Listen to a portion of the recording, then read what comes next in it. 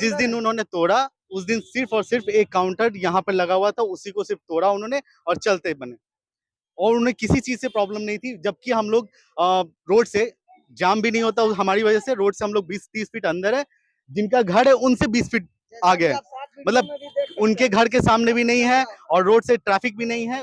ऐसे जगह पे जहाँ पे किसी को प्रॉब्लम नहीं होनी चाहिए। कमिश्नर साहब, डीएम साहब से आग्रह करता हूँ, जाके बात करें सीएम से, ना कर सकता है ये लोग को तंग ना करे, गरीब लोग हैं। हम लोग बाल बच्चा परिवार के साथ आत्मदाह करेंगे, मरेंगे, क्या करेंगे।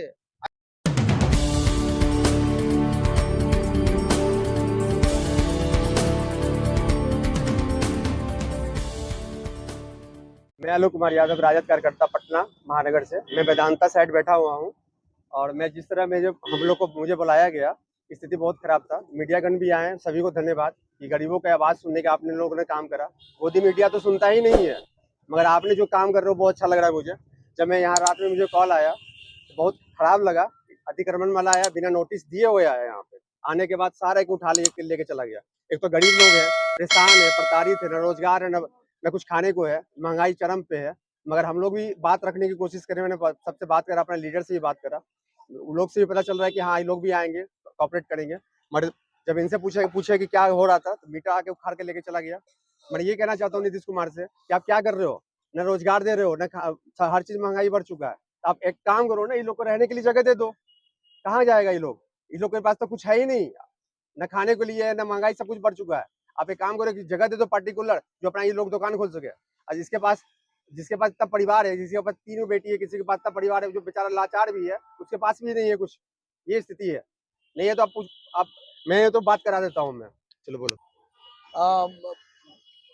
अभी कल परसों नगर निगम के लोग आए थे हम लोग के शाम में करीब 8:30 बजे, बिना कोई नोटिस के, बिना कोई इन्फॉर्मेशन के, और रात के शाम में आके और हमारे लोग को स्टॉल तोड़ दिया गया है। स्टॉल क्या रहता है उन लोगों का, कुछ तो बात होगा ना? कुछ कहना नहीं, उन लोग सिर्फ कहना है कि तुम लोग यहाँ से हटो, ये तुम इलीगल जगह हो, तुम, हाँ तुम्हारा इलीगल यहाँ जगह नहीं है, यहाँ से भागो।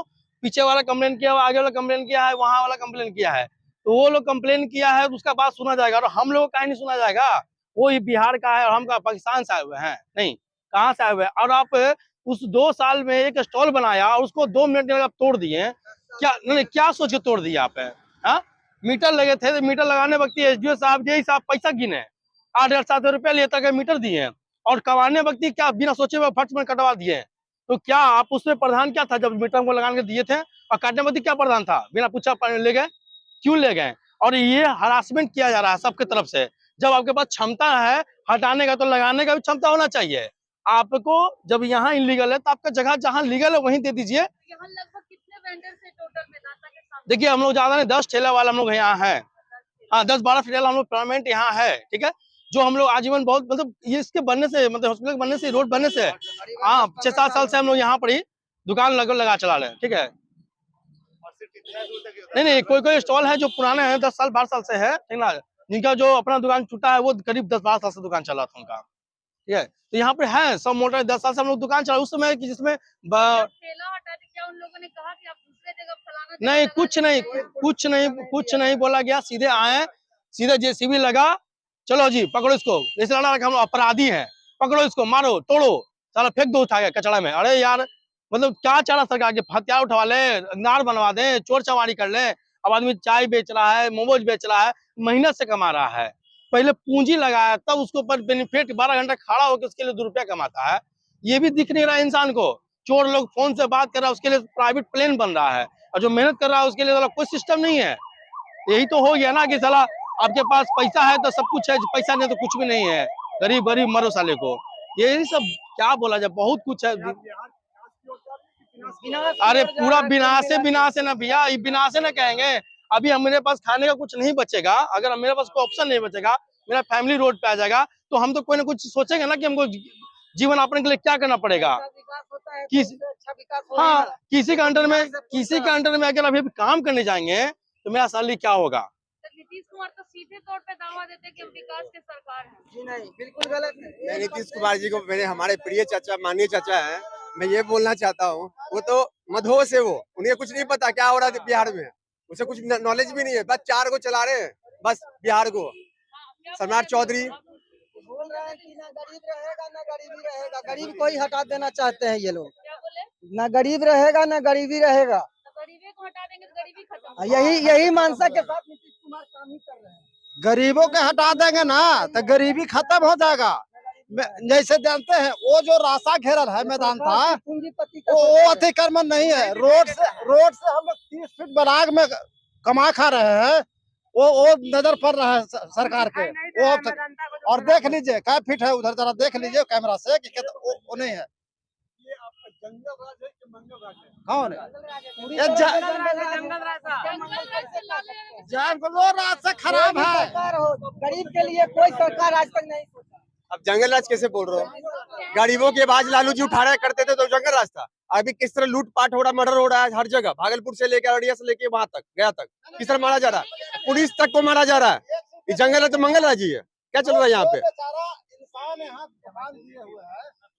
जो समस्या सिर्फ यहाँ से ब्लड बैंक से लेकर और गेट नंबर 2 मेदांता के सामने से वहीं तक प्रॉब्लम है। नहीं, ऐसा तो नहीं मेदांता कहीं एक कॉन्स्पिरेसी या किसी और की हो। मैं किसी का नाम तो नहीं ले सकता हूँ, लेकिन प्रॉब्लम तो है, किसी ना किसी को तो प्रॉब्लम है जिसकी वजह से टारगेटेड इस तौर पे किया गया है। ये चीज वो तोड़ा गया है, जानबूझ के तोड़ा गया है, बिना किसी नोटिस का, बिना किसी इंफॉर्मेशन का। बहुत सारे ठेला है, कि आप बहुत लोग सारे देख ठेला सकते है। हैं किसी को व्हाइट कोई लाइन प्रॉब्लम से नहीं हम होता। लोग 20 फुट जिस अंदर दिन है। उन्होंने तोड़ा उस दिन सिर्फ और सिर्फ एक काउंटर यहाँ पे लगा हुआ था, उसी को सिर्फ तोड़ा उन्होंने और चलते बने, और उन्हें किसी चीज से प्रॉब्लम नहीं थी। जबकि हम लोग रोड से जाम भी नहीं होता हमारी वजह से, रोड से हम लोग 20-30 फीट अंदर है, जिनका घर है उनसे 20 फीट आगे है, जैसा कि आप साथ वीडियो मतलब में भी देख सकते उनके हैं। घर के सामने भी नहीं है और रोड से ट्रैफिक भी नहीं है।